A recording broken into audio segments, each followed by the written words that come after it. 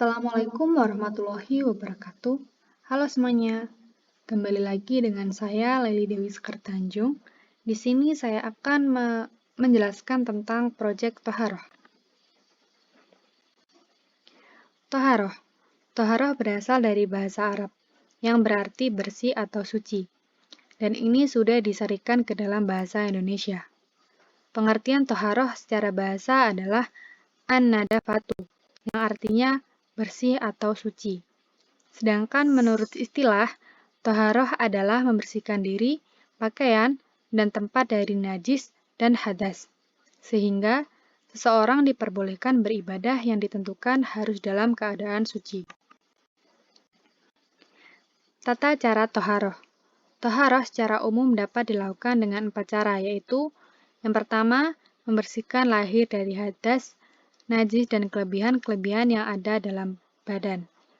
Yang kedua, membersihkan anggota badan dari dosa-dosa. Yang ketiga, membersihkan hati dari akhlak tercela. Yang keempat, membersihkan hati dari selain Allah. Benda-benda yang dianggap najis dan harus dibersihkan adalah darah haid, kencing anak laki-laki, air liur anjing, bangkai binatang darat yang berdarah, segala macam nanah baik yang kental maupun cair, baik yang masih basah atau sudah mengering. Segala benda cair yang keluar dari dubur atau anus, dan hubul atau kemaluan, selain mani. Arak atau minuman yang memabukkan. Bagian tubuh binatang yang diambil dari badannya ketika masih hidup. Wudlu. Wudlu berasal dari kata wadla'ah, yang artinya bersih. Maka, secara bahasa, wudlu adalah istakmala al-ma'fi a'adlain maksushatin, atau menggunakan air untuk membersihkan anggota tubuh tertentu. Sedangkan secara istilah adalah bersuci dengan menggunakan air suci untuk 4 anggota badan, muka, 2 tangan, kepala, dan 2 kaki, berdasarkan aturan yang telah ditentukan. Adapun membasuh 2 telinga hanya bersifat anjuran atau sunnah.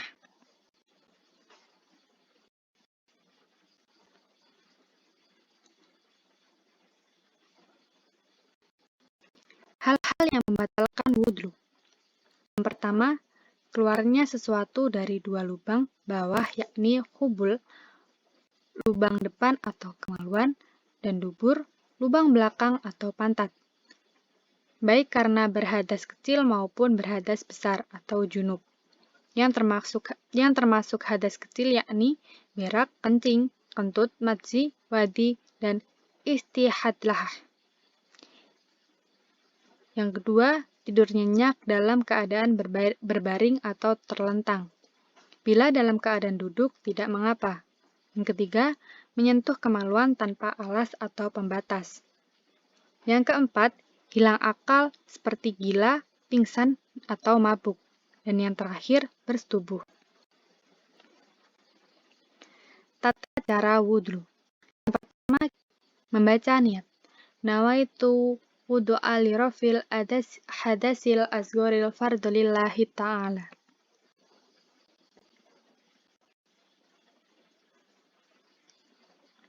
Yang kedua, membasuh tangan sambil membersihkan sela-sela jari sebanyak 3 kali.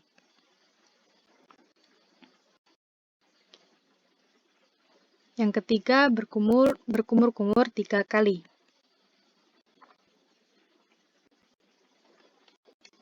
Yang keempat, membersihkan lubang hidung 3 kali dengan cara menghirup air ke dalam hidung untuk kemudian mengeluarkannya lagi.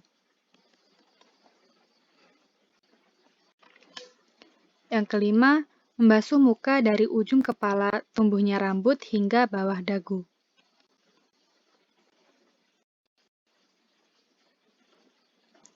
Yang keenam, membasuh kedua tangan hingga siku sebanyak 3 kali.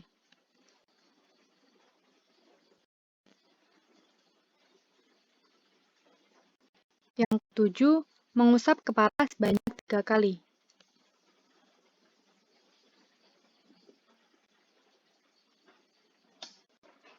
Yang kedelapan, mengusap kedua telinga secara bersamaan sebanyak 3 kali.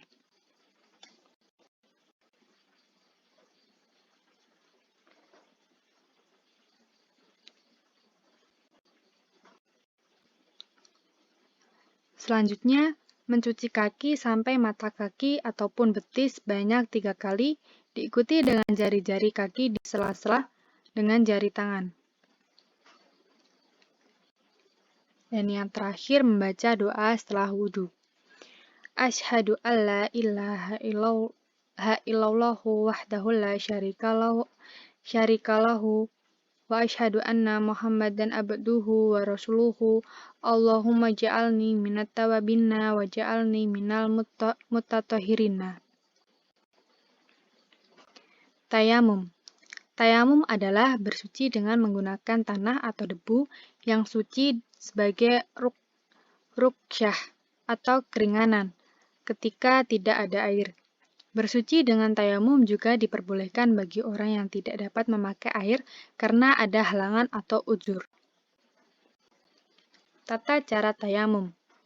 Pertama, siapkan tanah berdebu atau debu yang bersih.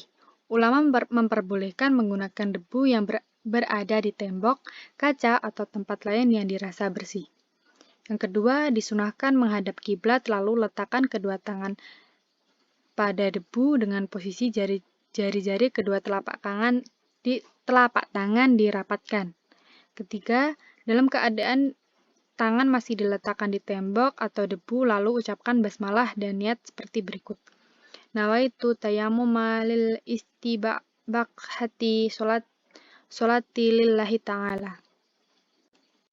Yang keempat, kemudian usapkan kedua telapak tangan pada seluruh wajah. Kelima, lalu tengadahkan kedua telapak tangan dengan posisi telapak tangan kanan di atas tangan kiri, rapatkan jari-jari tangan, dan usahakan ujung jari kanan tidak keluar dari telunjuk jari kiri, dan telunjuk kanan bertemu dengan telunjuk kiri. Keenam, telapak tangan kiri mengusap lengan kanan hingga ke siku, kemudian tangan kanan diputar untuk diusapkan juga sisi lengan kanan yang lain, dan telapak tangan mengusap dari siku hingga dipertemukan kembali jempol kiri mengusap jempol kanan. Lakukan hal yang sama pada tangan kiri seperti tadi. Yang ketujuh, pertemukan kedua telapak tangan dan usap-usapkan di antara jari-jarinya. Yang kedelapan, setelah tayamum dianjurkan juga oleh sebagian ulama untuk membaca doa bersuci seperti halnya doa berikut ini. Asyhadu an la ilaha illallah wahdahu la syarika lahu wa asyhadu anna Muhammadan abduhu wa rasuluhu. Allahumma ja'alni minat tawabinna wa ja'alni minal mutatahhirina wa ja'alni min ibadika sholihinna. Subhanaka Allahumma wa bihamdika astaghfiruka wa atubu ilaik.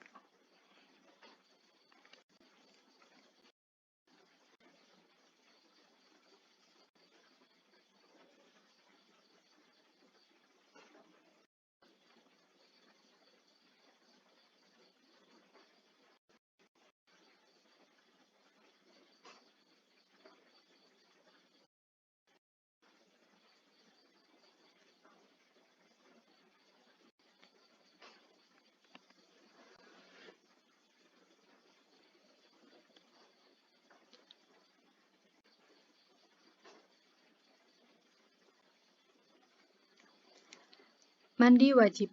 Dalam bahasa Arab, mandi wajib dari al-ghuslu yang artinya mengalirkan air kepada sesuatu istilah lainnya. Al-ghuslu adalah menuangkan air ke semua bagian badan dengan tata cara yang khusus bertujuan untuk membersihkan hadas besar. Mandi wajib dalam Islam menjadi sebuah cara untuk membersihkan diri serta mensucikan diri dari segala najis, kotoran yang menempel pada tubuh. Hal-hal yang menyebabkan seseorang harus mandi wajib: keluar air mani, bersetubuh, dan setelah haid. Berikut ini tata cara mandi wajib bagi wanita. Pertama, Bacalah niat mandi wajib atau mandi junub terlebih dahulu. Bersihkan telapak tangan sebanyak 3 kali, kemudian lanjutkan dengan membersihkan dubur dan alat kemaluan. Membersihkan kemaluan berikut kotoran yang menempel di sekitarnya dengan tangan kiri. Keempat, setelah membersihkan kemaluan, cuci tangan dengan menggosok-gosoknya dengan tanah atau sabun. Yang kelima, lakukan gerakan wudhu yang sempurna seperti ketika kita akan sholat, dimulai dari membasuh tangan sampai membasuh kaki. Keenam, bilas kepala dengan mengguyurkan air sebanyak 3 kali. Yang ketujuh, bilas seluruh tubuh dengan mengguyurkan air, dimulai dari sisi yang kanan lalu lanjutkan dengan sisi tubuh kiri. Pastikan seluruh lipatan kulit dan bagian tersembunyi ikut dibersihkan. Berikut ini tata cara mandi wajib bagi pria. Basuh kedua tangan, tuangkan air dengan tangan kanan ke atas tangan kiri, kemudian basuh kemaluan. Yang ketiga, berwudu seperti tata cara wudu untuk sholat. Keempat, siram rambut sambil memasukkan jari ke pangkal rambut hingga rata. Kelima, basuh kepala sebanyak 3 kali, basuh seluruh tubuh, basuh kedua kaki.